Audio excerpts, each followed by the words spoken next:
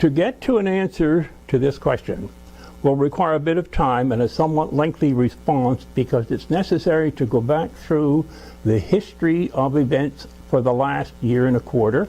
And let me take you back to San Antonio in November of 2010, where ASSE had a symposium, and the title of it was Rethink Safety, a New View of Human Error and Workplace Safety.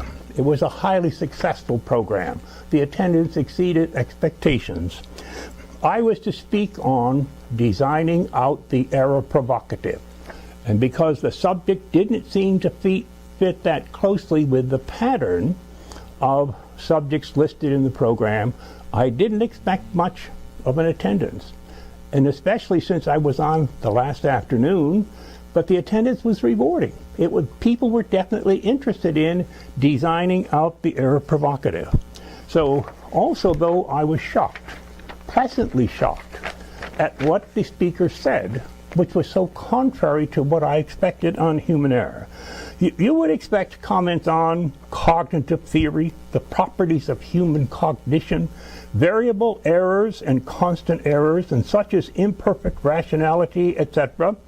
But I was so surprised when so many of the speakers spoke on how to improve human error avoidance and correction, and they indicated to me by a composite of what they said, there's a transition taking place with respect to human error prevention, human error correction. And at the same time, I'm saying to safety professionals, because of the nature of the comments they made, you need to understand there's a transition also taking place in the practice of safety.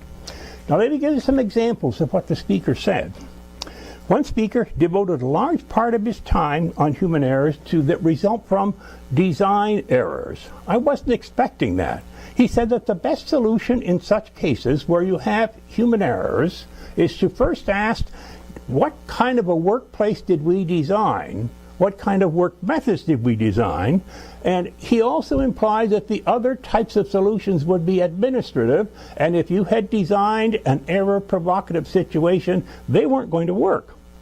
Another speaker spoke of the influence of equipment of safety design, system design on human performance, and he went through the first elements of the hierarchy of controls, which, as you know, will start with elimination, engineering, substitution, that sort of thing. He did not get into the workings of the mind. A slide read, and I'm going to read this to you, managers may wish to address human error by getting into the heads of their employees. Training is often the default correction. And when he said that, I sort of chuckled because, having reviewed 1,700 incident investigation reports, training is too often the default solution, and it won't work if the design of the system and of the work methods is error provocative. So nevertheless, he went on to say, if error potential is designed into the work, this is again, they kept using the term design. If error potential is designed into the work, you have to go back into the design of the system. Another speaker, when errors occur, they expose weaknesses in the defenses designed into systems, processes, procedures, and the culture. It's management's responsibility to anticipate errors and to have systems and work methods designed so as to reduce the potential for human errors. Now, several speakers cited the work of Sidney Dekker as a resource in support of their comments. And at that time, that went right past me. I did not respond to the name Sidney Dekker, and I'll get to that name again a bit because my impression now is his writings have had a major impact on the thinking of human error professionals in the world. Nevertheless, now let's come to the reason why I'm here. On October of 2011, the paper which is the subject of this interview appeared in Professional Safety. Its title, Reviewing Heinrich, Dislodging Two Myths from the Practice of Safety. I had two major purposes, and that was to move the emphasis on the prevention efforts in occupational risk management from focusing on the employee to focus on the system in which the employee works. And the second theme was to dispel the idea that serious injuries would be reduced comparably as incident frequency is reduced. Now comes the letters to the editor, of which there were several. One of them came from E. Scott Geller, who is somewhat famous, somewhat well known throughout the world with respect to behavioral safety. And let me give you some quotations from what he wrote. Behavior is an outcome and not a causal factor. That's a shocking statement coming from somebody who has devoted at least the last 30 years to behavioral safety. I repeat what he wrote. Behavior is an outcome and not a causal factor. Now, when I get to comments later on from Dekker, you will see the reference to the relationship to what Geller is saying and what the speaker said at the conference a year ago, November. Geller also wrote, as the one who first coined the term behavior-based safety in 1979, some professional safety readers may be surprised to learn that I agree completely with Mr. Manuel's analysis, conclusions, and recommendations. My partners, this is Geller still now, my partners, following Deming's sage advice, don't blame people for problems caused by the system. Again, Geller, I agree completely with Manuel's point that we need to look for system factors. I sent copies of Geller's letter to some of my colleagues. One of them called me to ask, Fred, did you write this as a fake? And I had to tell him it would be printed. And the letter was printed exactly as Geller wrote it. Now, keep in mind what he's saying. Deming was known throughout the world for his expertise in quality management, but he emphasized improving the design of the system in which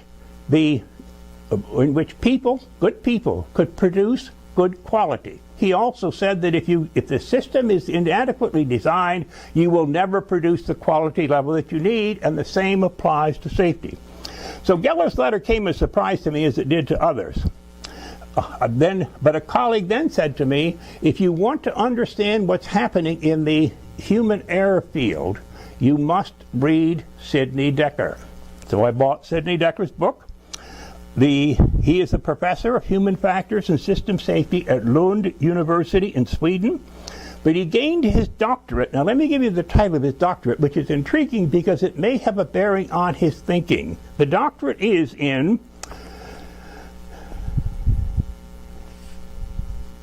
Cognitive Systems Engineering.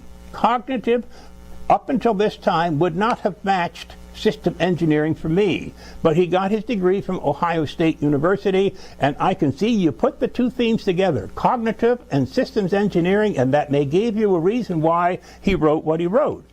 So Dekker's book is titled The Field Guide to Understanding Human Error.